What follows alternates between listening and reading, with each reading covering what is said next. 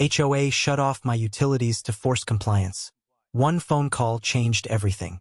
On Maplewood Lane, conformity was more than an expectation. It was an unwritten law. Identical mailboxes stood like sentries along the curb, lawns were trimmed with mathematical precision, and every home displayed the muted color palette approved by the Homeowners Association. To outsiders, the neighborhood looked serene. To those who lived there, it functioned under a constant hum of scrutiny.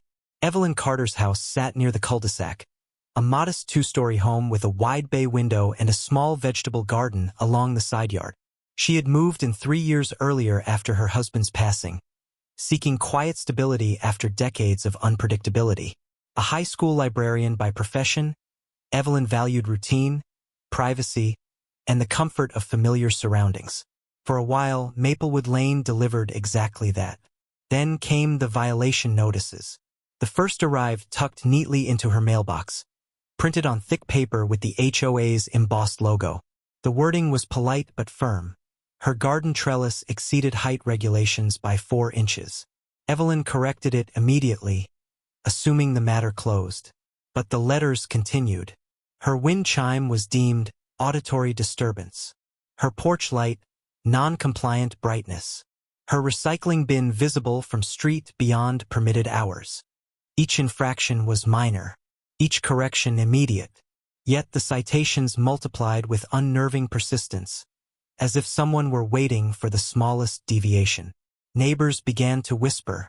Evelyn remained courteous, attending meetings when necessary, speaking calmly, never confrontational. But tension gathered like a storm cloud that refused to break. The turning point came over a paint shade. Evelyn had repainted her front door a soft, welcoming blue, subtle, tasteful, and strikingly similar to several homes in the adjacent subdivision. Within 48 hours, a certified letter arrived demanding immediate reversal. The color, the board insisted, was aesthetic inconsistency. Evelyn filed an appeal. Weeks passed without response. Instead, fines began appearing on her account. Late fees, penalties, administrative charges. At the next HOA meeting, Evelyn requested clarification. The board president, Douglas Renshaw, listened with folded arms and a thin smile. "Compliance," he said smoothly, "is not optional." Evelyn left unsettled but determined. She contacted the HOA's management company, requested documentation, reviewed bylaws, and discovered inconsistencies in enforcement language. Certain rules appeared selectively applied. Then, without warning, everything escalated. It was a sweltering July afternoon when Evelyn's air conditioner died mid-cycle. The house fell silent, the sudden absence of mechanical hum replaced by oppressive heat. She checked the thermostat, then the circuit breaker. Nothing. Moments later, the refrigerator clicked off. Lights flickered, then vanished. Confused, Evelyn stepped outside. Across the street, porch lights glowed. Sprinklers ran. The neighborhood remained fully powered. Only her house was dark. She contacted the electric utility company. After a brief hold, the representative returned with unexpected information. "Ma'am, service was disconnected by request." "By request," Evelyn repeated. "Yes, authorization came through your HOA." Evelyn's breath caught. "They can't do that." "I'm sorry, ma'am. We received documentation indicating non-payment compliance enforcement." "There is no non-payment. I recommend contacting your association." Shaken, Evelyn dialed the HOA office. No answer. She drove there instead. Inside, the receptionist avoided eye contact. "You'll need to speak with the board." Douglas Renshaw appeared moments later, expression composed. "You shut off my utilities," Evelyn said. "Corrective action," he replied. "You have no authority. You're in violation of community standards." "That doesn't allow this." Douglas leaned closer. "Compliance will restore privileges." The word privileges echoed in her mind long after she returned home. By evening, the house had become unbearable. Heat pressed against the walls, food spoiled rapidly, and the silence felt hostile. Worse still was the fear creeping beneath Evelyn's composure. This was no bureaucratic misunderstanding. It was coercion. Neighbors noticed.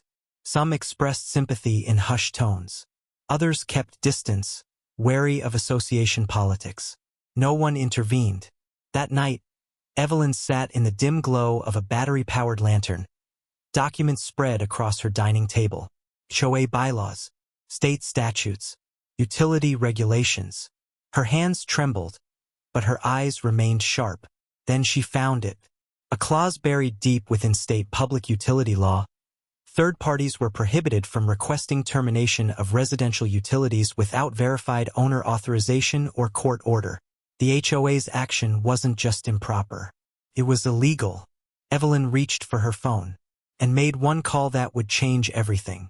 The call was not emotional, nor frantic.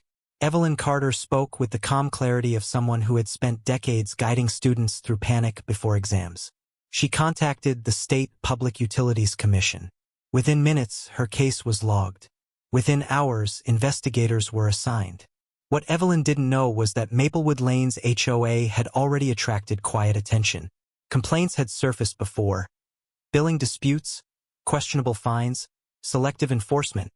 But none had carried the weight of a utilities violation. This one did. The next morning, a compliance officer from the utility company arrived at Evelyn's home. He examined the meter, reviewed disconnection records, and made a single phone call of his own. Service was restored immediately. Air conditioning roared back to life. Lights flickered on. The refrigerator hummed. Relief washed over Evelyn, but the larger storm was only beginning. 2 days later, formal notices were delivered to the HOA. Requests for documentation, authorization records, legal justification. Douglas Renshaw called an emergency board meeting. Panic replaced polish. Emails were exchanged in rapid bursts. Blame shifted. Explanations contradicted. The management company distanced itself, citing reliance on board instructions. When investigators examined the HOA's submission to the utility provider, irregularities emerged. Forged authorization language, fabricated delinquency claims, improper legal references. The violation had crossed from civil misconduct into regulatory fraud. News spread quickly. Residents, once indifferent to governance mechanics, demanded transparency. Attendance at meetings surged. Voices rose. Questions sharpened. How many times has this happened? Where's the oversight? Who approved this? Douglas Renshaw's authority fractured under pressure. Then came the subpoenas. Financial audits revealed a troubling pattern. Inflated fines, misallocated funds, undisclosed legal expenditures. Enforcement had evolved into revenue strategy. The utilities shutoff was not an isolated decision. It was leverage. State regulators escalated findings. The Attorney General's office became involved. Charges followed. Fraudulent misrepresentation, coercive practices, regulatory violations. Douglas Renshaw resigned, but resignation did not halt proceedings. Evidence mounted with relentless precision. Emails preserved. Signatures analyzed. Timelines reconstructed. Court appearances began. For the neighborhood, the spectacle was sobering. For Evelyn, it was vindication without celebration. She never sought conflict, only fairness. As the case concluded, penalties were imposed. Restitution ordered.